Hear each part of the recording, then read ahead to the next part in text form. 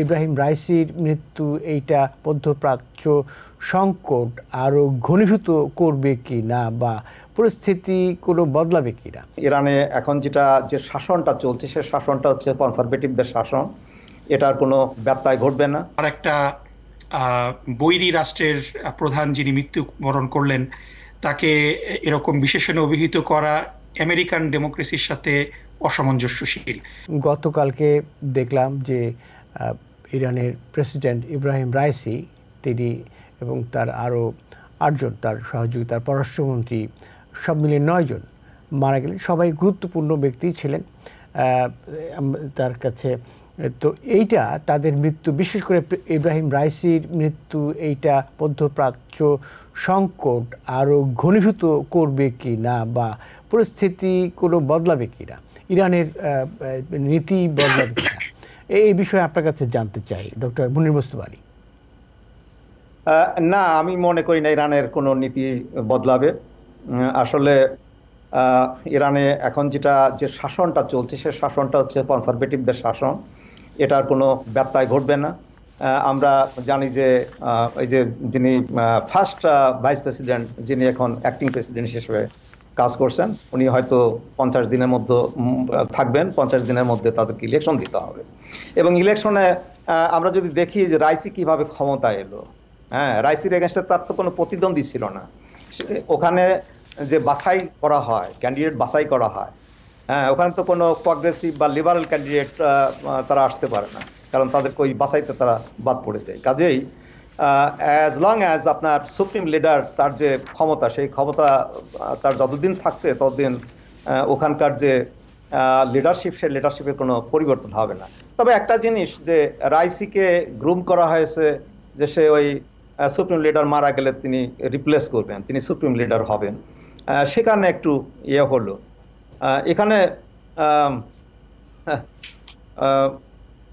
Ali খামেনির, Ayatollah Ali খামেনির ছেলের কথা এখন শুনতে পাচ্ছি, যার নামটা কিন্তু আমার মিডিল নেমের একই নাম। আমার মিডিল নাম মোস্তফা, তারটা হলো মোস্তাবা, অলমোস্ট সেম। 55 বছর বয়স, এখন তার কথা ভাবা হচ্ছে তিনি হয়তো ওই সুপ্রিম লিডার হবেন। এখানে কিছু পরিবর্তন হলো। আর সে মানে আপনার ইরানের পলিসির, ডোমেস্টিক পলিসি বলেন বা ইন্টারন্যাশনাল গ্লোবাল পলিসি বলেন, তার কোনো পরিবর্তন। একটা জিনিস আপনার কাছে এখানেই জানতে চাইবো, সেটি হচ্ছে, আচ্ছা আপনার কাছে পরে আসছে, আমি বরং ডক্টর নকিবুর রহমানের কাছে যাই। একই বিষয়ে রাইসি প্রসঙ্গে আমরা দেখছি যে গত 40 বছর ধরে, প্রায় 40 বছর ধরে ওয়েস্টার্ন একটা ন্যারেটিভ আছে যে হয়তো খুব শিগগিরই ইরানের শাসন ব্যবস্থা পাল্টে যাবে। ইরান হয়তো আগের যে লিবারাল শাসন ছিল সেখানে সেগুলো পুনঃপ্রতিষ্ঠিত হবে, কিন্তু সেরকম কিন্তু ঘটেনি। এরকম মিরাকল আশা করে অনেকেই, কিন্তু করে। এটা কিভাবে সম্ভব হলো? আপনি নিশ্চয়ই খুবই গভীরভাবে পর্যবেক্ষণ করে থাকেন ইরানকে, সেটা আপনি কিভাবে ব্যাখ্যা করবেন? জি দেখেন, আসলে যেটা হলো যে মানে যারা রেজিমের সাথে, এবং আপনি যদি যারা ইরান নিয়ে পড়াশোনা করে, যারা ইরান নিয়ে গবেষণা করে, তাদের কাছ থেকে যদি আপনি একেবারে নিরপেক্ষ মতামত চান, যেমন আপনি ইরানিয়ান খুব বড় একজন স্কলার রেজা আর্সেনাল, তার লেখা বই যদি আপনি দেখেন, তিনি কিন্তু খুবই প্রোগ্রেসিভ একজন মানুষ। তিনি কোনোভাবেই ধার্মিক কিংবা মানে কনজারভেটিভ কোনো ব্যক্তি না, কিন্তু তিনি তারপরও যদি দুইটা রিজিমকে তিনি কম্পেয়ার করেন, যে শাহ রিজিম এবং মোল্লাদের, ইমাম খোমেনির বিপ্লবের পরে যেই রিজিম, এবং দুইটা রিজিমের মধ্যে কিছু সিমিলারিটি আছে কিন্তু কিছু ডিসিমিলারিটি আছে। দুইটা রিজিমের মধ্যেই কোনো না কোনো পক্ষকে অপ্রেস করা হয়েছে। আপনি যদি শাহের আমলটা দেখেন, তখন এই যারা ধর্মীয় প্র্যাকটিস করত এবং যারা এরকম আয়াতুল্লাহ ছিল, যারা ধর্মীয় প্রতিষ্ঠানগুলো চালাতো, তাদের বিরুদ্ধে কিন্তু মানে সাধারণ অস্বাভাবিক নির্যাতনের স্টিম রোলার কিন্তু রেজা শাহ চালিয়েছিলেন। এবং যে কোনো সময় আপনি যদি কোনো গ্রুপকে নির্যাতন করেন, নিষ্পেষণ করেন, তারা স্বাভাবিকভাবেই কিন্তু সাধারণ মানুষের সিম্প্যাথি পায়। এবং শাহ ডাইনেস্টির পতনটা কিন্তু অটোমেটিক্যালি হয় নাই। এটা ছিল কিন্তু একেবারে সাধারণ মানুষের মানে পার্টিসিপেট করা একটা অভ্যুত্থান, এবং ওয়েস্টার্ন গভর্নমেন্টগুলা সেই সময় শাহ ডাইনেস্টিকে কিন্তু রক্ষার চেষ্টা করেছিল, তারা পারে নাই, এবং বেসিক্যালি এটার সবচেয়ে বড় মাসুল দিতে হয়েছে আমার দৃষ্টিতে আমেরিকার সবচেয়ে, আমরা যদি দেখি যে মানবতাবাদী president Jimmy Carter, basically Jimmy Carter was a victim of this entire episode. কিন্তু আপনি যদি দেখেন যে তারপরে মানে এই ইসলামিস্টরা যখন ক্ষমতায় আসলো ইরানে, তারা কিন্তু কিছু কিছু ভালো কাজ করেছে, এবং they had a huge opportunity. তাদের সামনে কিন্তু একটা সুযোগ ছিল যে উদার হওয়ার, মানে উদারতা আমি বলছি না যে তাদের যে মৌলিক বিশ্বাস সেটাকে কম্প্রোমাইজ করা।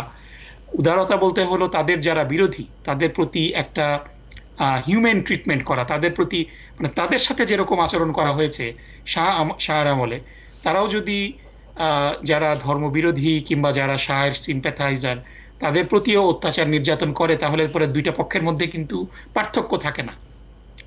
আপনার ভিন্ন মতের প্রতি অসহিষ্ণুতা, তারপরে আস্তে আস্তে ডেমোক্রেটিক স্পেসটা শ্রিঙ্ক হতে দেওয়া, তো এই বিষয়গুলো কিন্তু ইরানে চলছে। কিন্তু তার অর্থ এটা না যে ইরান কিন্তু একটা মানে প্রাচীন সভ্যতা, এই যে এত বছর 40 বছরের উপরে। কিন্তু আপনাকে এখানে একটু আমি কিছু অ্যাড করে একটা প্রশ্ন করতে চাই, সেটা হচ্ছে আমরা দেখলাম Mitch McConnell, Senate minority leader, তিনি বলছেন এই মৃত্যুর পরপরই তিনি একটি প্রতিক্রিয়া দিয়েছেন। তিনি বলছেন রাইসিকে দ্য বুচার অব তেহরান, এবং আমি আল জাজিরা থেকে একটি রিপোর্টের তথ্য আপনাকে দিই। মাশা আমিনি নামের যে এক তরুণীকে বলা হয়ে থাকে ইরানের আইন প্রয়োগকারী সংস্থার নির্যাতনে মারা গেছে। এর প্রতিবাদে যে বিক্ষোভ হয়েছে, সেই বিক্ষোভে আল জাজিরা থেকে বলা হচ্ছে যে বিভিন্ন আন্তর্জাতিক মানবাধিকার সংস্থার তথ্য অনুযায়ী প্রায় 500 বিক্ষোভকারী মারা গেছে পুলিশের বা আইন প্রয়োগকারী সংস্থার নির্যাতনে, এবং পরবর্তীতে এই আনরেস্ট, তারা বলছে বিক্ষোভে ভূমিকা রাখার জন্য 7 জনকে এক্সিকিউট করা হয়েছে। আপনি কি বলবেন? ম্যাককনেলের বক্তব্যের বিপক্ষে যদি বলেন তাহলে কি বলবেন? না, এখানে দুইটা জিনিস। একটা হলো যে মানে যে রাষ্ট্র কিংবা রাষ্ট্রপ্রধান দমন নীতি চালাবে, বিনা বিচারে তাদের পলিটিক্যাল অপোনেন্টকে হত্যা করবে, ডাজন্ট রিয়েলি ম্যাটার তাদের মতাদর্শ কি। যদি কেউ সত্যি সত্যি আইন লঙ্ঘন করে থাকে তাহলে পরে সে ব্যক্তি বিচারের সম্মুখীন হবে, এবং বিচার যদি সুষ্ঠু হয় তাহলে হোয়াট এভার ইট ইজ সেটা কোনো অসুবিধা নেই। কিন্তু যে কোনো সরকার যখন দমন নিপীড়ন চালাবে এটা নিন্দনীয়, কোনো এটার ব্যাপারে কেউ দ্বিমত করবে না। কিন্তু অ্যাট দ্য সেম টাইম একজন দায়িত্বশীল ব্যক্তি হিসাবে আর একটা বৈরী রাষ্ট্রের প্রধান যিনি মৃত্যুবরণ করলেন, তাকে এরকম বিশেষণে অভিহিত করা আমেরিকান ডেমোক্রেসির সাথে অসামঞ্জস্যশীল। আমি খুব বেশি আমেরিকান লিডারদেরকে দেখিনি যারা এই ধরনের মন্তব্য করেছেন। এটা মিচ ম্যাককনেল আমি জানি না কোথায় করেছেন, তিনি যদি না করে থাকতেন, মানে these are Marjorie Taylor Greene and Donald Trump type of statement, যেটা আমি ব্যক্তিগতভাবে মিচ ম্যাককনেলের কাছ থেকে প্রত্যাশা করি না। সাথে সাথে আমি এটাও বলে রাখছি যে ইরানের গভর্নমেন্ট এবং ইরানের গভর্নমেন্টের তাদের রাজনৈতিক ভিন্ন মতাবলম্বীদেরকে তারা যেভাবে শক্ত হাতে দমন করেছে, আমি পার্সোনালি কন্ডেম দ্যাট। এবং পৃথিবীতে বহু দেশেই এই ধরনের অগণতান্ত্রিক কাজ বেড়ে যাচ্ছে, এবং আমরা ইভেন আমাদের আমেরিকাতেও কিছু কিছু জায়গায় পুলিশ প্রশাসনের এই যে এনক্যাম্পমেন্ট উত্থানের জন্য যে স্ট্রং হ্যান্ড দেখছি, মানে this is very un American.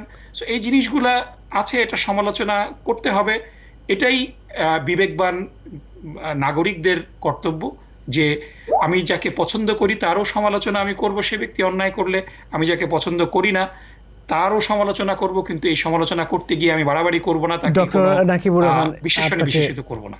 ধন্যবাদ। যে আপনার কাছে যদি সময় পায় আমরা ফিরবো আবারও, কিন্তু আমি ডক্টর মুনির মুস্তফা আলীর কাছে জানতে চাইবো যে এই শোক জানানোর ক্ষেত্রে রাইসের মৃত্যুর পরবর্তীতে আমরা দেখছি যে দেশগুলো শোক জানিয়েছে, রাশিয়া, নামগুলো পড়ে শোনাই কতগুলো, চায়না, রাশিয়া, কাতার, ইজিপ্ট, তুর্কি, ভারত, বাংলাদেশ, সৌদি আরব, এসব দেশের নাম আসছে।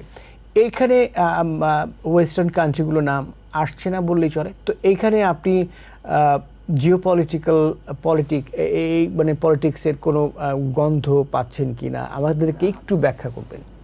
ও নিশ্চয়ই, মানে ওয়েস্টের যারা ইরান বিরোধী, আমরা তো ওয়েস্টের কারা কারা ইরান বিরোধী সে তো আমরা জানি, মানে ওয়েস্ট পুরো ওয়েস্টই তো ইরান বিরোধী, কাজে তারা এটা করবে না। তারা যে কন্ডোলেন্স জানাবে, হয়তো জানানো উচিত, যেহেতু তিনি একটা হেড অফ স্টেট ছিলেন, সে শত্রু দেশ হোক আর যে দেশই হোক, মানে যদি তাদের ভব্যতা সভ্যতা থাকে তাহলে তো এটা জানানো উচিত। তবে আমি ডক্টর নকিবুর রহমানের একটা কথায় ফিরে যাই, এই যে ইয়ে সম্পর্কে যে কথাগুলো হয়েছে, মিস ম্যাককনেল যে রেফারেন্সটা দিলেন, আমরা রাইসির যদি সমালোচনা করতে হয় তাহলে যে ওই মিস ম্যাককনেল রেফারেন্স দিয়ে করতে হবে এমন কোনো কথা নয়। তবে রাইসির ব্যাপারে আমরা যেটা দেখেছি, এই যে আমিনীর ব্যাপারে যেটা মানে মেয়েদের যে একটা রেভলিউশন সৃষ্টি হয়েছিল ইরানে, সেটাকে কিভাবে দমন করা হয়েছে, সেটা থেকে আমরা কিছুটা সমালোচনা যে করতে পারি না তা নয়। এবং রাইসির আপনি যদি দেখেন, তার পুরো জীবন বৃত্তান্ত দেখেন, তিনি তো জুডিশিয়ারিতে ছিলেন, তিনি একজন বিচারক ছিলেন, হ্যাঁ, তিনি একজন প্রসিকিউটর ছিলেন। সেখানে কিন্তু ইরানের যে আপনার অপোজিশন, সেই অপোজিশনকে সেখানে তাদেরকে মানে খুব কঠিন হাতে দমন করা হয়েছে। কাজেই মানে তার হাতে যে রক্ত নেই সেটা একেবারে অস্বীকার করলে চলবে না, সেটা সেখানে আছে। এই জন্য আমি বলি যে ইভেন ইরানেও কিন্তু আপনার মিক্সড ফিলিংস, তার মৃত্যুতে যে সবাই শোকাভূত তা কিন্তু নয়। হ্যাঁ, কারণ এই যে রেভলিউশনটা আমরা দেখেছি, সেই রেভলিউশনে যারা জড়িত ছিল বা সেই রেভলিউশন যারা ভিকটিম হয়েছে, সেখানে তো মৃতের সংখ্যা একেবারে কম নয়। হ্যাঁ, তারা যে একেবারে অখুশি হয়েছে তা না। হ্যাঁ, তো হ্যাভিং সেড দ্যাট, আপনি এই যে যেমন ডক্টর নকিবুর রহমান সাহেব মানে শাহের সাথে এই যে ইসলামিক রেভলিউশনের যে একটা কম্প্যারিজন করলেন, এখানে এটা কোনো কম্প্যারিজন হয় না। আসলে শাহও ছিল আপনার ওয়েস্টের একটা টুল।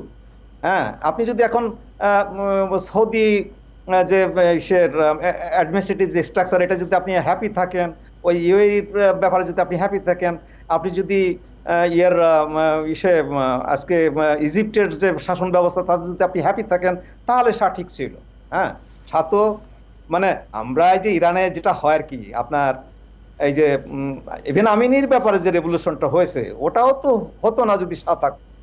হ্যাঁ, আমরা তো সেটা সেই 53 সালে কি হয়েছে, Mohammad Mosaddek popularly elected prime minister, তাকে কিভাবে করা হলো, যেহেতু সে মানে ইরানের তেল সম্পদকে সে করেছিল, মানে আপনার সে ওটাই কি করলো, ওটাকে মানে ব্রিটিশ ইসের থেকে অ্যাডমিনিস্ট্রেশন থেকে তাদের নিজেদের আয়ত্তে নিয়ে আসলো আর কি।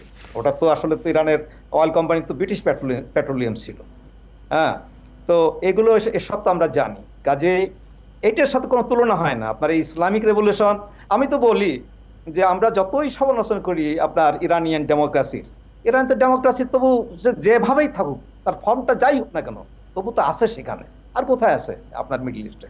কোথাও তো নেই। হ্যাঁ, কাজেই আমরা আমার তো মনে হয় যে আমি ইরানের যে অ্যাডমিনিস্ট্রেশন তাকে আরো বেশি সমর্থন দিতে পারতাম, তারা যদি একটু মডারেশন করতে পারত, আর একটু মডারেশন করতে পারলে আমার কোনো প্রবলেম ছিল না। তারপরেও আপনার বাকি তার সারাউন্ডিং ইরানে যা হচ্ছে সেগুলোর দিকে যদি আমরা তাকাই, আমাদের Islamic world, middle eastern Islamic ওয়ার্ল্ডের দিকে যদি তাকাই, হ্যাঁ, তাহলে তো আপনার ইরানের সাথে অন্য তার কোনো নেইবারের কোনো তুলনা হয় না। জি, আপনাকে ধন্যবাদ। Because people sneeze. Because not everyone washes their hands.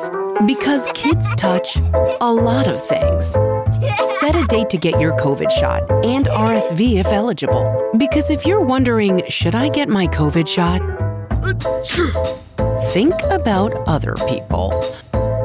Learn more at nj.gov/health/vaccines.